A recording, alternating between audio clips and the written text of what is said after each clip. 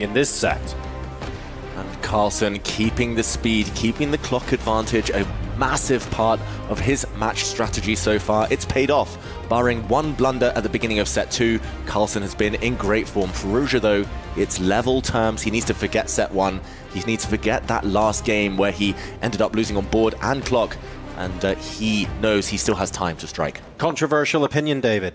He needs to not forget that last game. He needs to not forget set 1 because he keeps getting into these positions where he is so under time pressure. He can't afford for that to happen indefinitely. He tried the opening switch up. It worked to an extent. He was doing very well in that last game until maybe move 25 or so. So he's taken some steps in the right direction, but we need more.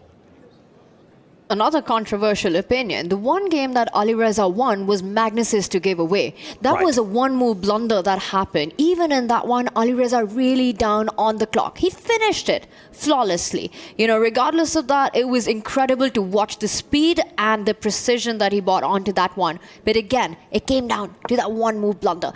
Turn the flip around. Every game that Magnus has won or has drawn, he has been on that driver's seat. He's been on the front foot, putting the pressure from the start until the end. That is true. And taking inspiration from previous games is a key trait for any chess player. You need to learn from your mistakes. I'm going to say it's that move 20 to 30, move 20 to maybe even 35 period where he tanks too much. He needs to trust his instincts there. Even if it is chaos, even if he is worse, Alireza Firouzja has shown he can fight back when it becomes tactical. So he just needs to start from a level footing against Magnus. But I like this opening that we've got because it has the makings of something tactical in the middle game. And that's what Alireza needs to do. You know, get his kind of positions. Yep. Pull Magnus into those muddy waters, into those complications where it becomes difficult to respond, especially if the clock goes low. Now, Alireza, he first starts on the left side, then improves his piece on the right side. I'm also expecting him to play in the center with e4 coming soon enough. Meanwhile, Magnus Carlsen with black, he's not willing to rest on his laurels and just kind of consolidate after winning the previous game. This is very ambitious from both sides. White has a slightly further advanced pawn on d5, but black has the connect 4 with a beautiful pawn chain from e7 to b4. And the black knight coming out to the edge of the board. I wonder what the strategies are. It's a bit of an odd kind of piece configuration, I'm going to say, from Alireza. Rarely in this type of structure do you see a double fianchetto from the white bishops. And we've got some rather interesting pawns already on a5 and d5 without additional central support just yet, although e4 can be played. It's really quite aggressive in terms of space grabbing out of the opening here from white. It's interesting. Space monster Alireza Firouzja pushing those pawns forward, but with great space comes great responsibility. I'm sure that's what the quote was. That's exactly the quote. I believe Spider-Man dropped that line, but yeah, you need to back up pawn pushers by controlling space with your pieces. For now, he's behind in development, needs to get his king castled, needs to develop his queenside knight. And early days here, but down on time already. And that's the thing, right? This is not that critical moment where you spend 2 minutes. This has been the surprise of the match so far, just Alireza's pace early on in the game. There are options in this position. You know, you could go shock castle, maybe you could push the h-pawn, maybe you could get your queen out and then think about going e4. But whatever you decide, play it fast. This is not the moment you go down by 2 minutes on the clock. I'm looking at this, and honestly, the only words that are going through my head right now is not again. I'm so afraid for Firouzja here, based on what we have seen so far in this entire grand final match. I don't know how much of this he can afford to do. This is really quite scary now. Yeah, he plays for France these days, Firouzja. It's déjà vu. Happening again on the clock. He develops his knight given a question mark. I think 99% of humans would have actually castled their king there. But the fact that he did pause for what was a minute and a half refusing to castle shows he's got other plans in mind. A bit of a mysterious one. And look at this. Magnus is the one gaining space this time, kicking away the white knight in order to win a pawn. Magnus is taking in the center. d5 is about to drop. That's, yeah, a little bit mysterious. Given that was a minute and a half, Magnus... Like, hang on a second. We're just going, let's grab a 2-mover. This is not a blunder by Firouzja. This is what he wants. He's trying to create an imbalance where he trades off the bishop. Magnus's g5 pawn will become a target. He finds a nice spot for his knight to jump into. The bishop on g2, pinning that black knight on d5. Okay. Yes, I see the evaluation bar. It says it's horrible for black, but for white even. For practically here for Alireza, I think this is the kind of position he's aiming for. I don't think he missed g5. But a postscript to that, Tanya. When Magnus has 9 minutes to figure out how to get out of this, that's really different to when they have 2 minutes or less. And I'm really worried that Magnus will find a way just because it's so early in the game and he has so much time left. That's the big point here, right? You flip the script on that clock. Magnus down to 6.5, Alireza at 8.5, and you'd be saying this is great. But look at that. He's still going aggressive. He is going for the attack now, trying to open up the H line. Access denied. Cool. So what we're saying here is ignore the evaluation bar for now. It's very much a strategic pawn sacrifice to see if we can wrangle something out of the middle game here. Yeah, I think in the back of his mind, Alireza, maybe even at the front of his mind, he knows that this is not sound. It's what we call a dubious sacrifice.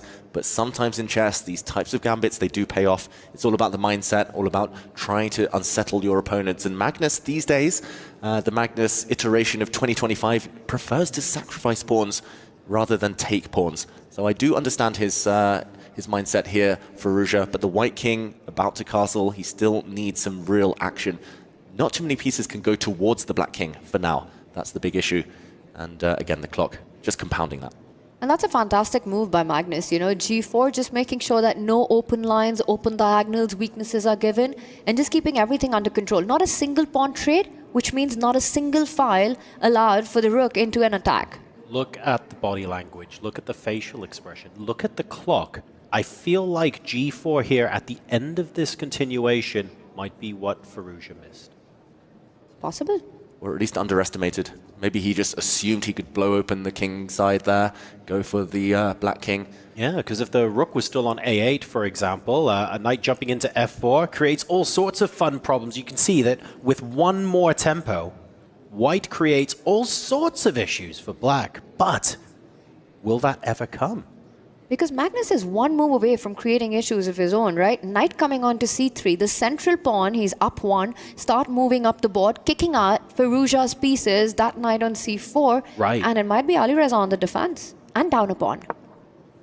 It's coming. The black knight forced into the square it wanted to use anyway. It's a very committal decision from Firouzja, but there we go. It's that knight f4 move you mentioned. The knight is coming towards the black king, maybe threatening a check on h5. Can Magnus deal with that? Is he going to brace for impact somehow?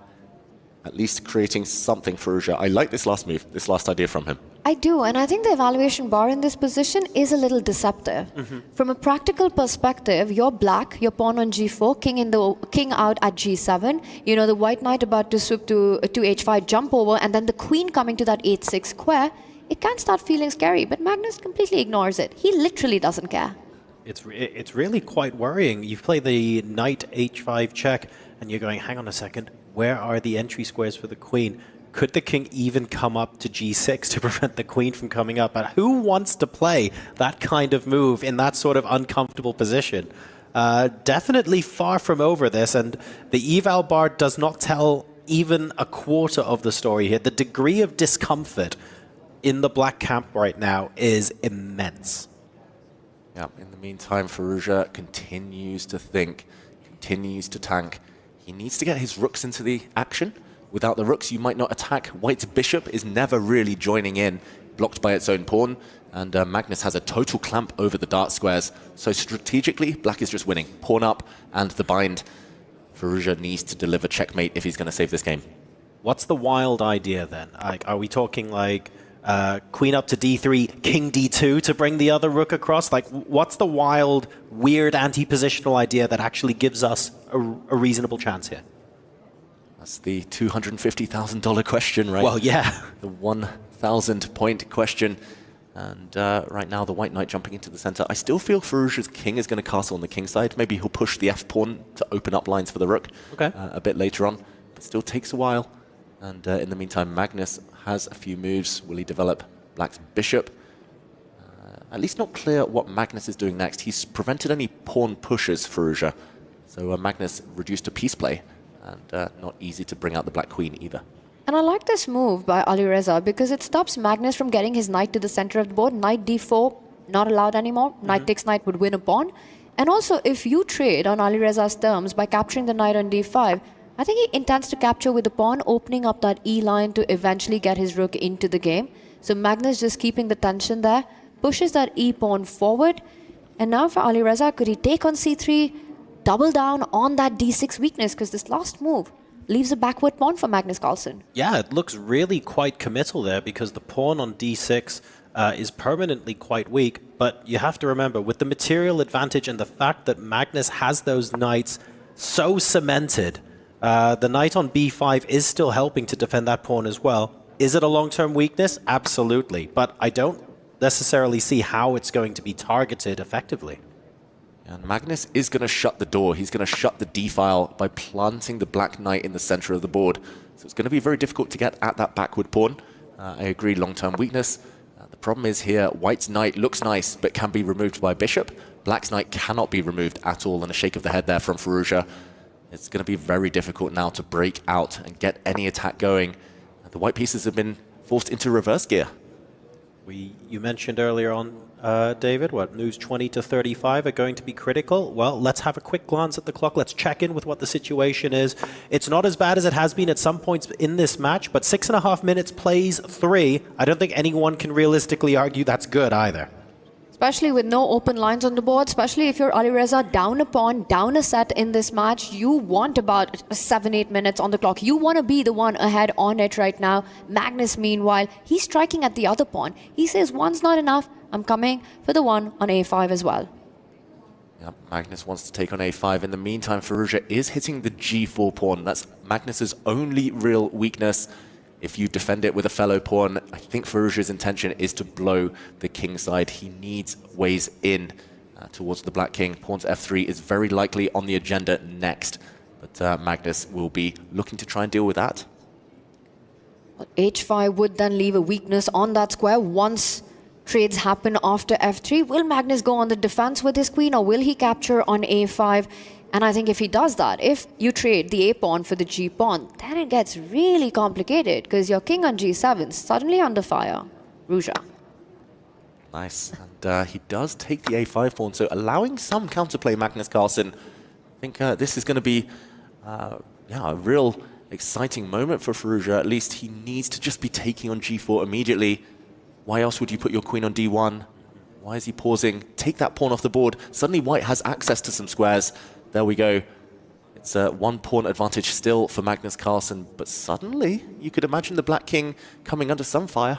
You need to not see ghosts at this point. 2 minutes 30 plays 5 minutes. Firouzja has been exceptional throughout the entirety of the Esports World Cup, but you cannot be consistently playing against the best player in the world so far down on the clock. He recognizes this, of course. He would be a fool not to, but he has to do even more. He has to really dig deep now to try and come out on top.